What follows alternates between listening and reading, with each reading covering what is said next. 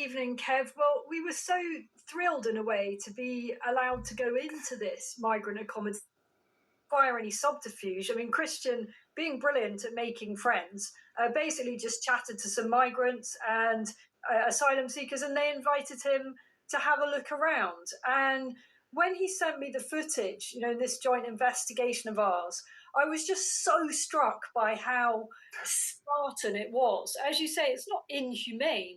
But I started doing some research on conditions in British jails, and for various reasons, not as an inmate, I hasten to add. I've actually been inside one British jail in Leeds, quite a high security one, and I've seen plenty of footage online, and I can honestly say that the accommodation that Christian went round in Belgium for asylum seekers is no better than what you get in British jails, and it's considerably worse than what you get in open prisons in the UK. So there's no security. The asylum seekers are free to come and go. It's not like they are corralled in there, but there they spend out up to 2 years, some cases more, in these partitioned dormitories. I mean, there was just no room in there, and you can see in the pictures that we showed earlier that even toilet roll isn't to be taken for granted. The men seem to sort of have their own loo rolls that they kept on the ends of their beds. Yeah. Because there's no luxuries there, not even toilet paper to be taken for granted. Absolutely. So the obvious point to make is, as I say, this is basic. You could say a bit like some prisons, but it's not inhumane.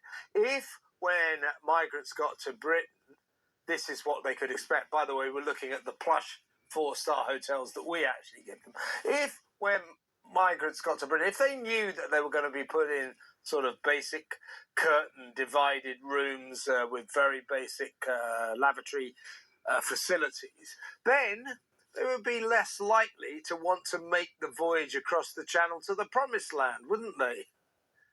I mean, this is I wouldn't really want anyone to have to live in these conditions for even months, never mind years. It's tough, to give them their due. Those asylum seekers that Christian chatted to were pretty cheerful, but they are living a very basic existence there. And I think this really begs the question as to why does the UK government feel the need to go so ludicrously over the top? When opposition politicians have suggested, for example, that illegal immigrants should be kept in tented cities, I think it was Andrea, what's her name, from Reform that suggested this. There was an absolute outcry, but actually that kind of accommodation can be even nicer than what we're seeing the Belgian asylum seekers getting there. There is no need under any human rights legislation or even rules of common decency to provide very luxurious accommodation for people who've broken into our country. And as we all know, the costs are absolutely astronomical of this. The government this week, or certainly in the last couple of weeks, has been boasting about closing down some asylum seeker hotels. They said in the latest batch they've closed 11. Well done. But we shouldn't really be having any of them. And the question is then, what are they being moved into? I think they should be in detention centres.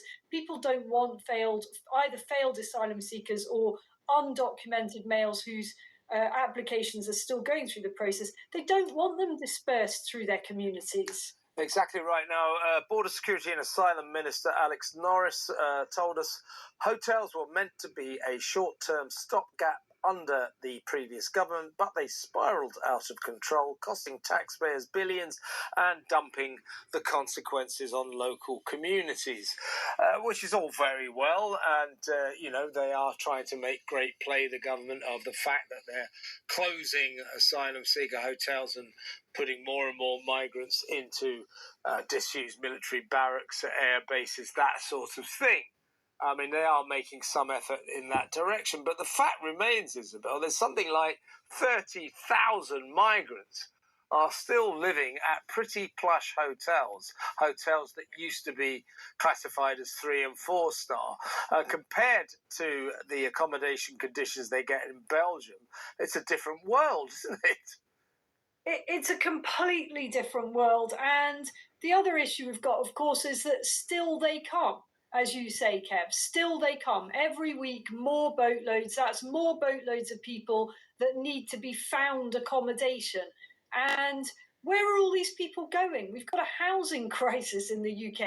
I'm in favour of detention centres, dedicated facilities, but I don't think that's the answer. The answer is to not have any more coming in the first place. I don't want the government to have to keep on being ever more creative about finding places to put them.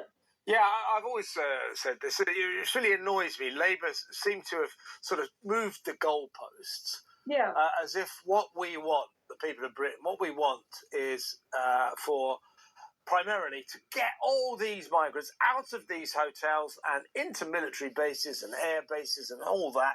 And at that point, we'll all go, brilliant, the migrant crisis is solved. Well, okay, you've saved a few tax dollars. That's good. Okay, you've saved some money. That does not solve the crisis. You're just shifting them from one form of accommodation to another that's a little cheaper, but they're still coming in their droves across the channel, and just moving them to cheaper accommodation does not even begin to solve the crisis at all, does it? No, and I think Christian might have a perspective on this, having spent such significant time now among asylum seekers in France and Germany. Christian, maybe you can talk just really briefly about the sort of pull factors that are attracting these people to the UK. Yeah, well, they're all aware of what goes on. They're all tuned into the news. They have a brief overview of the latest news from our side, and perhaps the surprising thing is that the people, well, maybe not so surprising, the people in that asylum accommodation in Belgium who were following the proper channels, they were fairly nice, decent people from the people I met, and I actually made quite good friends with them and sat there for a while talking to them. Now, the other people who are not following the proper channels, they're in the camps, they're on the streets of Calais, they're going to the charities. I can't comment on the experiences that they might have had that might be slightly worse. But one thing I will say is my experience is that they are a hell of a lot more hostile in those situations, in the camps and on the streets. I've been in a few situations where I was very fearful for my life, in a genuine note. Well, we remember the film that you made there, which was very scary. Now, I should have asked you before, Christian. Obviously, one of the many treats that we gift to our migrants is we give them free food. We were just seeing it at that 4-star hotel with the 4 posted beds. Yeah. Do the Belgian migrants, do they get free food? So they get this, it's supposed to be rice, but it doesn't even look like rice.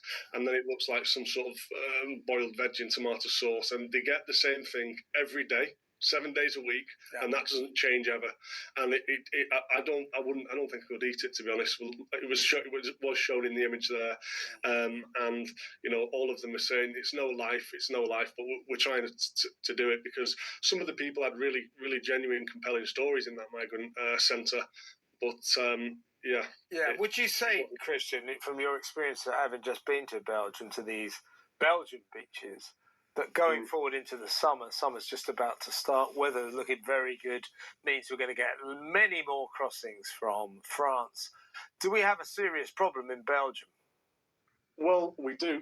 The supplies coming from France. I travelled across Belgium and the north of France on my way home to the UK, and I was shocked to see and bear in mind that I've spent quite a lot of time along that coastline, so I know it quite well, and I was shocked to see the numbers of migrants travelling around the north of France and Belgium. The numbers were far higher than what I've ever seen before, and in terms of direct relation to Belgium, there were not many. The police knew that they do not have the numbers currently in the Belgian police on the coast to deal with it. Yeah, I reckon your next stop will probably be Holland, as this migrant crisis keeps on. There's been talk of it. Keeps on expanding. Listen, both of you, Christian Drogan, Isabel Oakshott, fantastic work. Thank you so much for your brilliant story. And we will talk again